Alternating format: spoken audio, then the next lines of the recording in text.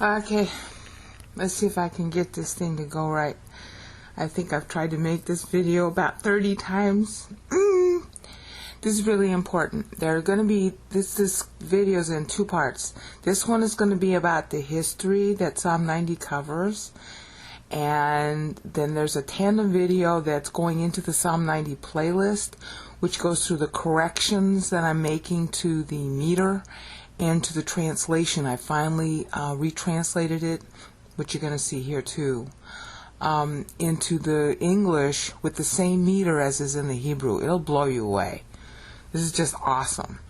Okay, the thing that I need to stress the most about this is that Psalm 90 is Act 1 of the play of history, and it's subdivided into sections which are evocative of the play of history. So in the top window here, you're seeing a sort of outline of the psalm, and in the bottom window here, I'm going to show you the history that it's covering, so you know why these verses are worded the way they are. The wording of the verses in each paragraph, verses 1 through 4, 5 through 8, 9, 11, 12, 15, 16, 17.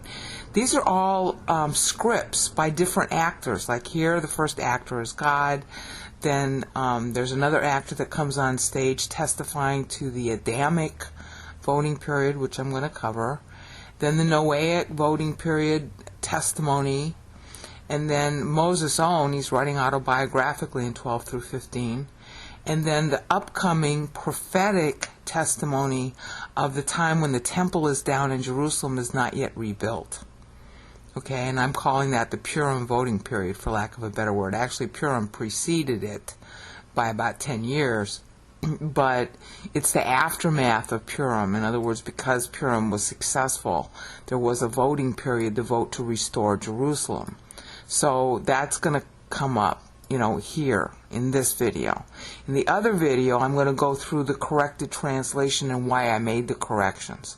Okay?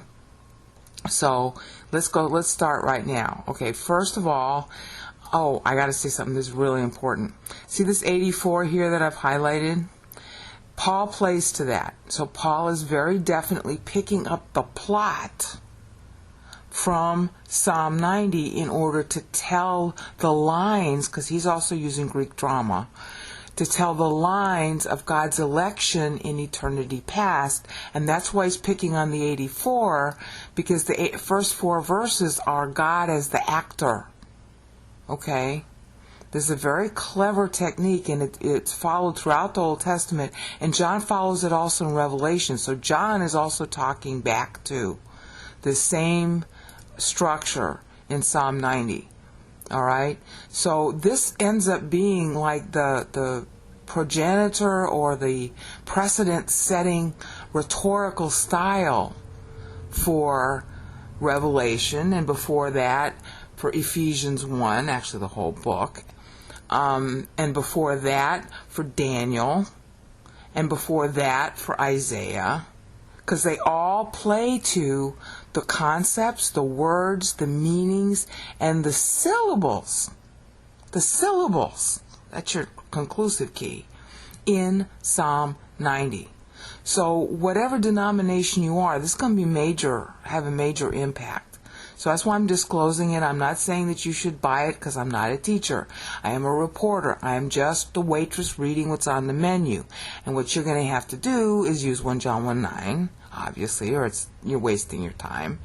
And then you're going to have to go to God and say, hi, God, how much of this brain out report is actually coming from you?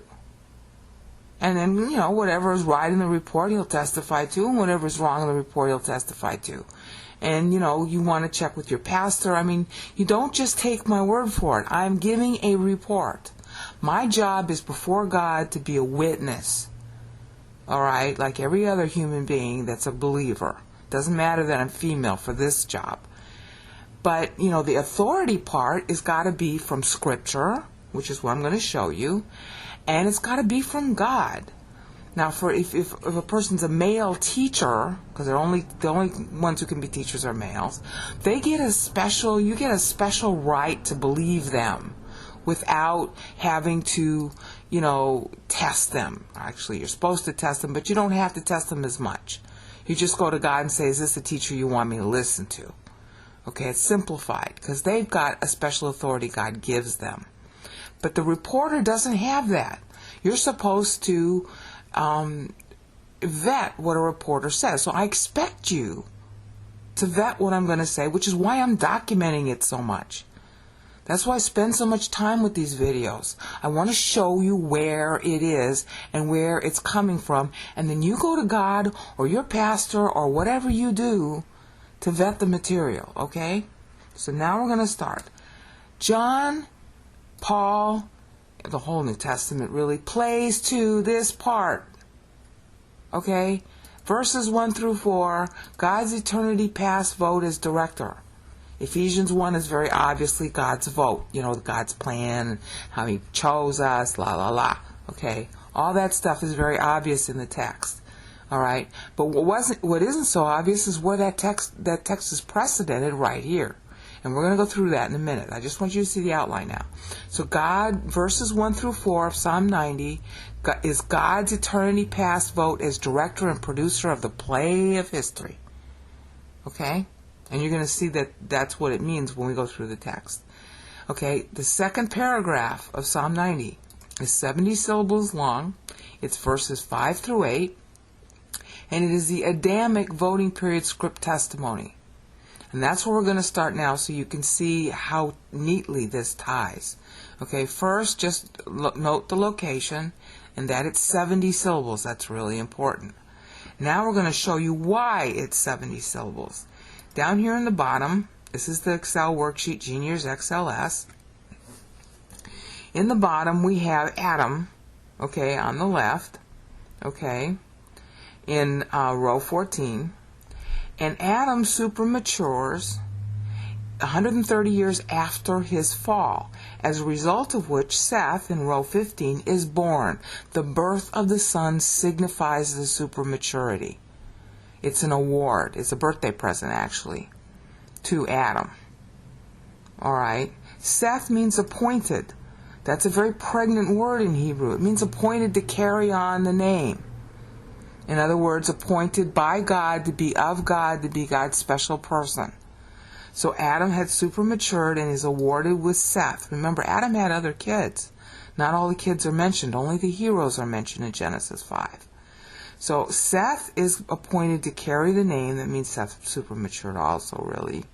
But we're starting with Adam. Okay, so 130 years into the first 490-year period of history, Adam matured, okay, and therefore the 490 years could be granted. I hope you recognize that now from the prior parts of the 10 GGS videos, part 10 of the GGS videos, which have been, many. And I also did it in Yapping Most High, and I also did it in the Psalm 90 playlist. I also did it in the Isaiah 53 playlist, and I also did it in the How God Constructs Time playlist. If you haven't seen those videos, this is going to hit you from left field. Okay? But if you have seen those videos, this is old hat to you. 490 years, somebody's got to win that time period in order for time to go on in the human race to survive. The person who won it, not only him, but first, Adam, in the year 130, that's why Seth is born. Okay, but the second criterion for history to continue is that believers of the period must also vote. It's a kind of mass vote. The mass can just be one person, but believers have to vote to learn God. It's not that they're mature, they're voting to learn to be mature. They're voting to learn God. They want God. So if they want God, it takes time to learn God, so therefore God will grant time, and there's a 70-year time test. And that's where this 70 here is coming from. That's why Moses is using it, because the 70 represents the entire time grant period of, let's see if I can make it even bigger, of 1050 years. See, there's a whole, this is the whole context. 1050 is the whole unit, 490 plus 70, and then there's another 490 granted between here and here. All right, and so then this is the voting window for the unbelievers, as I showed you in the prior portions of Part 10 GGS. And the whole unit is 1050. And that is what Moses is talking about. But it's shorthand and easier to talk about it if all he references is the 70-year voting window. That's in row 20 of the worksheet here. You can download both of these things, by the way, in the video description. You can download what you're seeing in the top window and what you're seeing in the bottom window. So, you can follow along there. So this 7-year voting period, if Moses just uses the term 70, anybody reading it would understand he means the whole 1050. But he's stressing the role of believer voting. That's the whole point of the psalm, is that time will go on if you vote for God. See, it's really pretty obvious, all right? All right, so the Adamic voting period is the subject of verses 5 through 8. So now let's go and look at what that says so that you'll understand the significance of it. Here it is in the Hebrew, and I'm not going to, that's the Hebrew right there, okay? Hebrew only. So if you only want to look at the Hebrew, there it is. But here I reproduce it. I really should cover verses 1 through 4 first. Here it's reproduced. Okay, so this is the testimony of the people in the Adamic voting window down here between first 490 and 560. But you know what? I really should start. I'm going to come back to this, but let's start with verse 1 so you understand where the play is starting.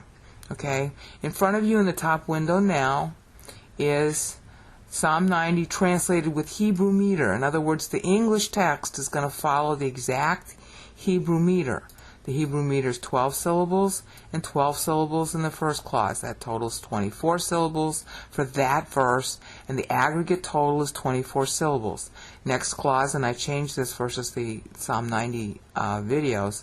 In the next clause, it's divided into 14 syllables and 10 syllables, which again totals 24 for the verse, and the aggregate total is 48. Okay, so that you just get a sort of sense of how this is parsed out, so that it doesn't drive you crazy seeing all these different codes. All right, now let's just go through the translation. All right, I just want you to see this is God the director talking, or this is Moses talking about God as the director and producer of history. Okay, this is mapped exactly to the Hebrew syllables, so I'm just going to read it in English without bothering to explain. Okay, the prayer of Moses, the man of God, the Lord. Our dwelling you are for every generation. The word dwelling really means refuge. Rock of my salvation, refuge. Okay. The prayer of Moses, man of the God, the Lord. Our dwelling you are for every generation. Before the mountains were born, or you birthed land and occupants, from forever to forever, you, God. Verse 3. You turn man back into dust and say, return, sons of Adam. 1,000 years to your eyes are like yesterday, past, like a passing over the night watch. You see?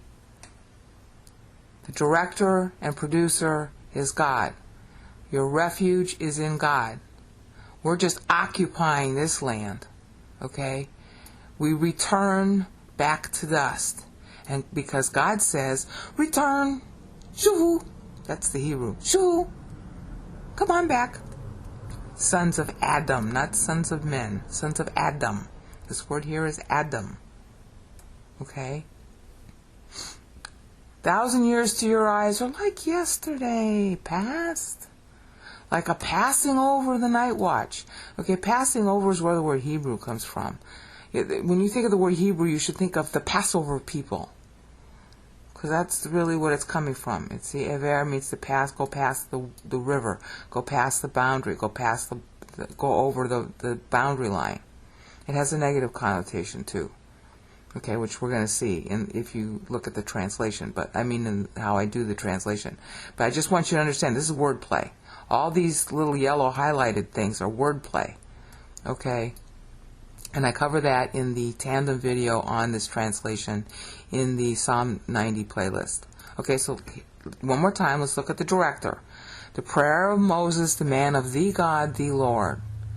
Our dwelling you are for every generation. Before the mountains were born, or you birthed land and occupants, from forever to forever, you, God. You turn man back into dust and say, return, sons of Adam. 1,000 years to your eyes are like yesterday, past, like a passing over the night watch. Okay? So that's how it opens. That's the dramatic prologue that Moses set up in the first 4 verses. And there are 84 syllables, which Paul is going to stress in Ephesians 1 when we get there. Okay, so now we come to the testimony of the Adamic voting period. And happily, I can show them all on screen now. Yeah, there we go. This is the Adamic voting period that we saw down here. See, down in the lower center of the screen, row 20 of the worksheet, row G20, is the voting period. And now we're going to find out what they were thinking during the voting period. Okay? Believers and unbelievers alike. You, meaning God, flood them. They will soon sleep.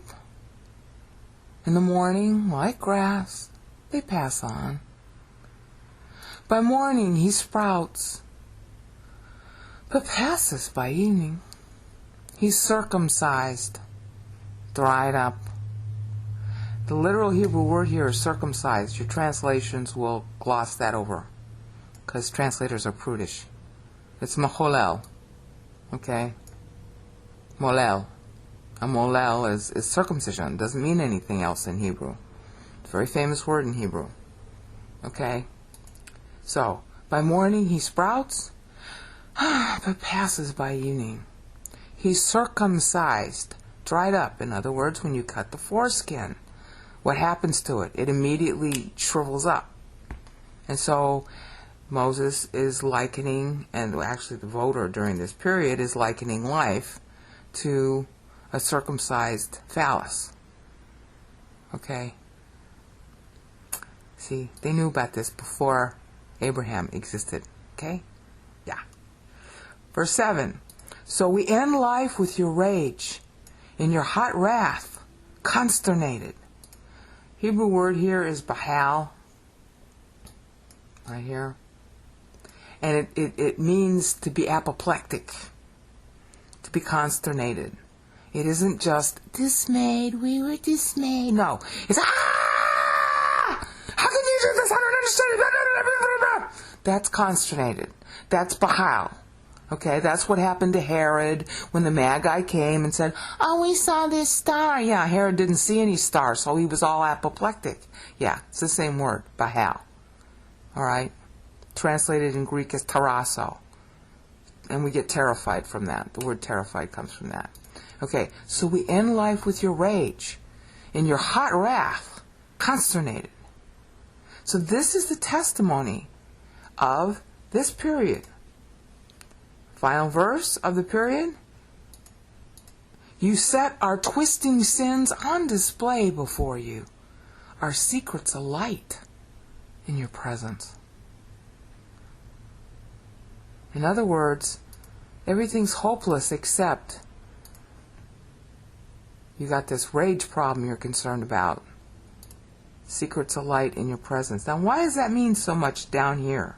Because it was due to this period here being so negative that the flood is going to occur. Alright? The votes were not enough. And so the flood is going to occur, and it is announced through this guy Methuselah. Methuselah means flood occurs when he dies. Okay, so the announcement of the flood is occurring before the 1050 is up, but after the voting window. So the rage, the consternation, the upset is being expressed here. You don't live very long. In those days, 1,000 years, this is wordplay. I don't know how much I want to spend on this. Yechalef, it means 1,000. Yechaluf means pass on, like grass. Okay? Chaluf. Yechalef, 1,000. Yechaluf. See, they sound alike. In other words, you're here today, gone tomorrow. Yelef. It's just 1,000. Doesn't mean anything. Because that was life expectancy then. That's why, Adam is living to like 930. Life expectancy means the outer limit. It doesn't mean everybody. It just means that's as far as you go. Okay? And everybody got, some people got real close. Shkanan. But nobody actually reaches the 1,000. That's just as far as you can go. 1,000. So that's why it's listed here. The left. Yellow. So see, even 1,000 years isn't anything. It's one person's lifetime. That's why that's so meaningful. Okay. But the nastiness is, you flood them in the morning. In other words, it's one lifetime. Like grass, they pass on. He sprouts and he passes by evening. 1,000 years doesn't mean anything. I mean, it really doesn't when you stop to think about it. Even if you lived 1,000 years, it's over then. And after you're 1,000, it's over. Okay? We end life in your hot wrath, consternated. You set our twisting sins on display before you. In other words, because the voting is negative by mankind, there's going to be a flood. And Methuselah is born, in 626. He's Enoch's son, so he's born in 687. So you see, this voting period finished and it wasn't good. Enoch, of course, is the poster boy evangelist for the period, telling everybody. Enoch means dedicated. All right, so he has a son that he names. Flood occurs when he dies, which means that Enoch was telling everybody the flood was coming. All right. And he was saying, hi, my son is going to be the guy who carries time. And when he dies, the flood happens. So everybody got 1,000 years advance notice. All right? So that's why verses 5 through 8 reads as it does. Okay? Now, there's more to it than that. Okay? These funky little yellow things tell you. See, pass on doesn't just mean to pass on. It means to pass over. And it really means to flood over. To overflow. Okay? And that's really important, because passing and overflowing, and, the idea is that you pass, you flow on until you flow out, is really the idea. And that's a perfect description for a flood. All right, so that's what this is going on. And then we got twisting sins, which is awonotenu here. Okay, that's a type of sin where you take the truth and you twist it to suit what you want it to mean. Okay, and then our secrets. Almenu. Almenu. Amen. Whatever. Okay? Secrets. We're hiding things. Okay? We're twisting and we're hiding. But they're on display to God. Lifnei. But this is even stronger. Paneka. In your face. Literally. That's what it means. Paneka. In your face. Alright? So that's the point, is that man, that's telling you what happened during this time, is that man was, just basically, how do you want to call it? Shaking his fist at God's face, in God's face. And so our boy Methuselah is born in the year 687, and from his birth onward, it was like, hi, what's going to happen? 1,000 years from now or less, he ended up living some 969 years. When he dies, that's the flood. Last call. All right? So that's the tie. That's telling you why the time was what it was. Okay? So that's verses 5 through 8 is the Adamic testimony. Okay, there's 8. See? And we were negative to God, so we end up, being judged. And we're all dried up. This word dried up, I should have explained it. This is used in Numbers 11:6 also. Okay? The word is yavesh. It means to be dried up with bitterness, to be dried up with anger at God, to be dried up with hatred of God, to be dried up with annoyance at God. The Numbers 11:6 people, what they say, we hate this manna, we hate this provision from God. We want the food that we liked in Egypt. Okay, it's that kind of dried up. It's dried up with anger and hatred and resentment and everything against God. All right? So you basically circumcised yourself against God. And that's why the flood occurs, is because people were so against God. All right? That's the testimony of this period. And so, see, look, and this is the key word here to tell you. You flood them. Zaramtam, it's right here in Hebrew. Zaramtam. You flood them. Literally, that's what it says. You flood them. See? You flood them. See? Flood is the result of the first Adamic voting period. See, this is what happens. In 687, a couple hundred years later, this is the result. Okay, the flood. So that's the testimony of the 1050, see, because this is, sometimes I think God is so clever that people just don't understand. See, 1050, all right, is the whole period being referenced by Moses. Let's see if I can get this to show. 1050 is the whole period being referenced by Moses by means of the believer voting period, 70 syllables. He's talking about the whole period, and the whole period includes the announcement about the flood. Okay? So, there we go. Methuselah was named by his dad Enoch, which means Enoch was evangelizing people about the flood coming, so much so that he names his own kid. When he dies, it happens. That's literally what the Hebrew says. They don't even describe what it is. Okay? Yeah, they don't have to. Because you flood them. They were being told about the flood by Enoch and, anybody else who was mature with him.